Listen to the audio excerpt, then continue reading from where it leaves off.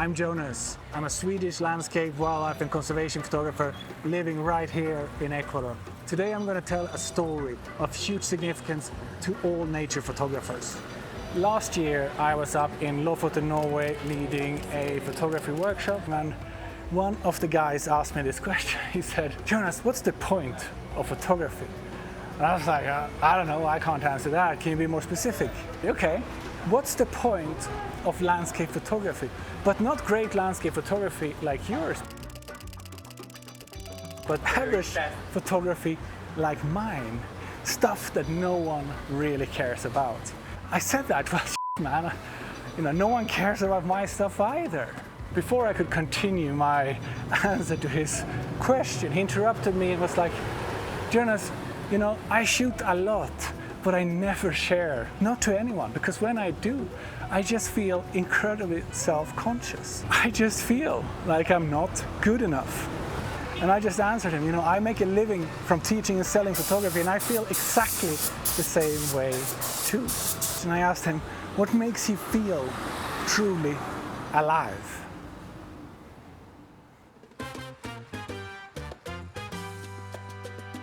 So, what does feeling alive have to do with not feeling good enough with your photography? Let me tell you a story to answer this. In 2019, I went on my first ever photography journey to Nepal.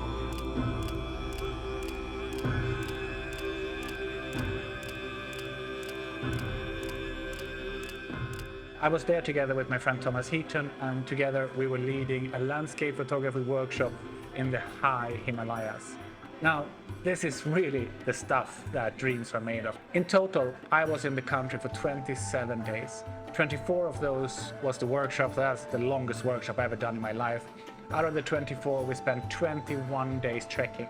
We headed first up to Namche Pasar, up to Gokyuri, over the Shola Pass, where we connected with the Everest Base Camp trek, headed up to Everest Base Camp, up to Kalapatar, sunset overlooking Everest, back out, but we did a detour to Amadablan Base Camp and then back out.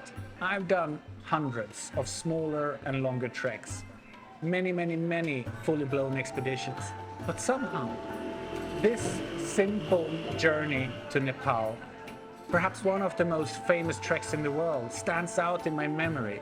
It stands out because I was delivering on a dream. Back when I was a kid, I had always dreamt about seeing Mount Everest. One late afternoon, after maybe 14 days or so of trekking, I found myself sitting on the slopes of Kalapatar, a mountain just to the side of Everest Base Camp, close to almost 6,000 meters of elevation. And from this slope, I was witnessing alpenglow, so pink light on and over Mount Everest. A sunset so breathtakingly beautiful that it's a memory that I will carry with me for the rest of my life. I was surrounded by the workshop group, people who today I still call my friends, had an experience that to me was so incredibly important, so valuable. As I was sitting there, one of the other guys, James, captured this photo of me. Like, look at that smile. That's a smile that I myself felt in my very toes.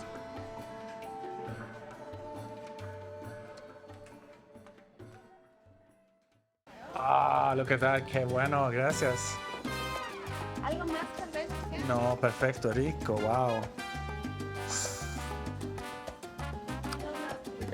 This looks nice.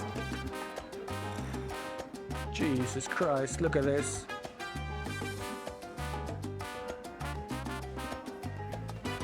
Wow. This ceviche de camarón, shrimp ceviche, wow. It's one of my favorite dishes here in Ecuador. It's just so freaking good. The actual shot that I captured from the slopes of Kalapatar, Everest in sunset, is this one right here. From an artistic standpoint, does absolutely nothing to me. I consider that this shot has so many smaller mistakes in it. But the big one is that it's just boring. There's no tension in this shot. There's so many things that I wish I had done differently. And still today, I have never ever shared this photograph without also giving the caveat, this is a shot from a really great day, from a really important memory, but the shot itself, it's not so good. Somehow, I'm ashamed of this photo. Somehow, I was expecting more from myself as a photographer. Somehow, I can't just be content by the fact that this freaking photo took me 14 days of trekking to get there, another 7 days then to get back out. So I paid 21 days of sweat, aches, parasites. I had parasites on this trek. Like this trek was so hard in so many ways. And this is my favorite moment from that trek. And I can't allow myself to be happy because this photo doesn't fulfill my artistic demands, my dreams. It doesn't get to the standard that I want for my photography. The hardest thing to learn for non-commercial nature photographers is that it's not about the photograph. It's about the journey towards the photograph. It's about exploring what this world has to offer. It doesn't matter if that exploration happens in your backyard with macro photography or on the slopes of Kalapatar photographing Mount Everest. All of it is just as exciting. All of it is just as valid. As long as we remember to enjoy ourselves, to enjoy that journey. I make my living teaching photography. I do workshops year-round all across the globe, and I have many repeat customers. I have customers or guests or even friends, perhaps I should call them by now, that have taken as many as 5 workshops with me, and I always used to wonder, why do they come back? Because I don't think I have that much more to teach them. But then I realized that these are actually the guys and gals that have it all figured out. They're not coming on these workshops to learn photography. They're not coming even to get the photos. They are coming for the camaraderie. They're coming for the exploration, for the adventure, for the journey itself. And to me, that is really what it's all about. This brand new channel here isn't about getting the perfect shot. There are literally thousands of channels about that. If you want a tutorial, go watch them. This channel, it's about the adventure. It's about the journeys. It's about the people that I'll meet along the way. It's also about the challenges. It's about not always getting the right shot or the perfect shot. It's also not about being a perfectionist. But more than all of that, this channel here is about the love of photography, the love for adventures. Sometimes we just have to say, let's just do it. Let's just freaking do it. Because if we don't, we will never, ever achieve our dreams. And that is the most dangerous thing there is. So subscribe.